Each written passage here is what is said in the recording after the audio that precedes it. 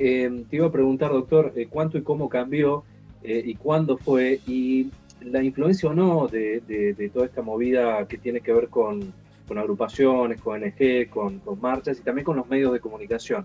¿Cuánto ha traccionado en la justicia para que ese cambio también se pueda producir?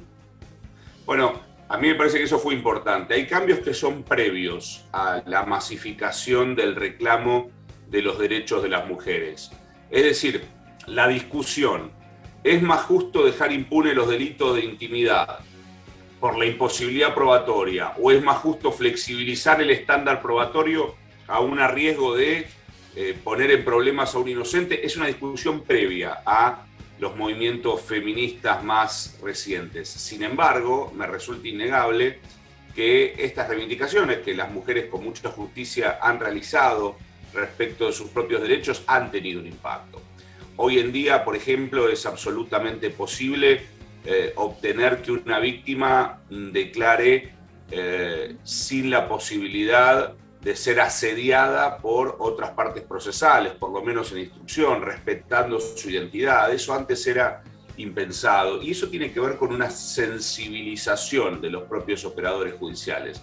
Vos sabrás que incluso existe la obligatoriedad en ámbitos nacionales de la capacitación en la que se denominó Ley Micaela, que es una ley de sensibilización de operadores públicos respecto a la cuestión de género. De modo que yo creo que eso tuvo un impacto razonable, que constantemente que nos dedicamos al derecho penal tenemos que tratar de contemporizar con los derechos de los imputados, que obviamente quieren, por ejemplo, confrontar a quienes los acusan. Entonces, me parece que es una de las trincheras de batalla más vigentes que hay en el Código penal y en los códigos procesales penales de nuestras provincias hoy en día, ¿no? De alguna manera esta grieta de la que tanto hablamos en política se trasladó de algún modo. La verdadera grieta en el derecho penal actual es hasta dónde flexibilizamos la prueba en los delitos de género, porque si la flexibilizamos mucho podemos terminar con la condena a un inocente, y si la flexibilizamos demasiado poco, la rigidizamos como ocurría antes, podemos terminar con muchísimos culpables sin una sola condena. Ahí cada abogado tiene que tomar una postura. Si es de tu interés, con mucho gusto te cuento la mía. Pero básicamente esa es la dicotomía actual, y esa dicotomía la puso en el tapete del movimiento de mujeres que mencionaste recién en tu pregunta. Doctor, respecto a este tema y de los tiempos por ahí para las denuncias, ¿cuáles son los tiempos para tomar este tipo de denuncias? ¿Hay tiempos en la justicia? Claro.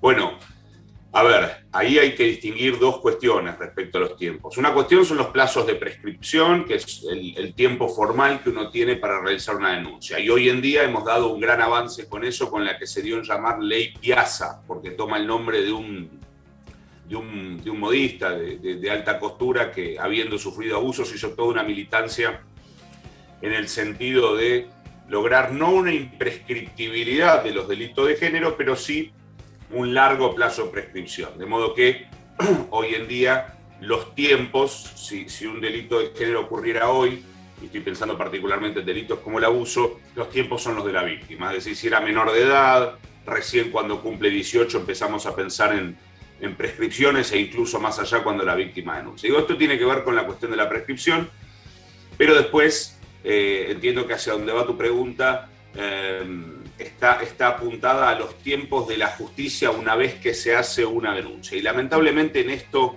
no hay enormes avances. Yo he tenido como querellante, por ejemplo, hace poco un juicio que terminó en una condena del querellado, un conocido futbolista que había estado involucrado en una situación de abuso intrafamiliar. Y desde que se realizó la denuncia hasta el día de hoy han pasado prácticamente, diría, 3 años y medio y no tenemos una condena firme.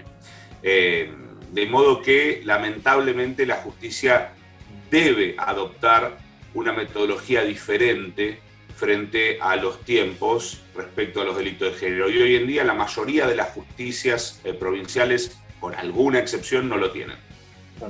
Doctor, me voy a hacer una comparativa regional. ¿Cómo está Argentina con respecto al tema violencia de género, esta valoración de prueba en caso de violencia de género, ¿cómo está nuestro país respecto a los países de la región? Argentina está muy bien en ese sentido y esto nos debe producir gran satisfacción. Es decir, Argentina, con todas las dificultades que tiene, dificultades de orden burocrático, jurídico, ¿no? Tenemos tribunales malnutridos en algunos casos, falta de formación y demás, pero con todas las dificultades que Argentina tiene, es verdaderamente pionera en algunas áreas que hacen a la cuestión de género. Una de esas áreas es la trata de personas. Argentina es el país faro en la región en materia de combate a la trata, por ejemplo. Hay realmente una actividad muy seria. Por parte del Estado comienza ahora, ¿no? Hace pocos años que tenemos un comité de trata, pero desde ONGs y desde la lucha de nuestros participantes civiles en la vida política, eso está hace mucho. Argentina es un país que tiene niveles de punición altos respecto a los delitos de género comparado con la región. Argentina es un país que ha flexibilizado las cuestiones probatorias en materia de estos delitos, porque que es un poquito el eje de lo que venimos hablando, como lo mencionaba antes, se han ido adaptando. Primero los jueces a través de la jurisprudencia que emitían y luego nuestros legisladores para permitir una mayor facilidad en la prueba de estos delitos. O sea, mi análisis o mi evaluación de Argentina comparativamente con los países latinoamericanos es muy buena, es muy buena. Por supuesto falta muchísimo, pero estamos muy avanzados respecto a nuestros países vecinos y creo que ellos siguen en el avance. No es que creo que se vayan a quedar estancados, pero sí Argentina tomó verdaderamente una aposta muy valiosa en este sentido.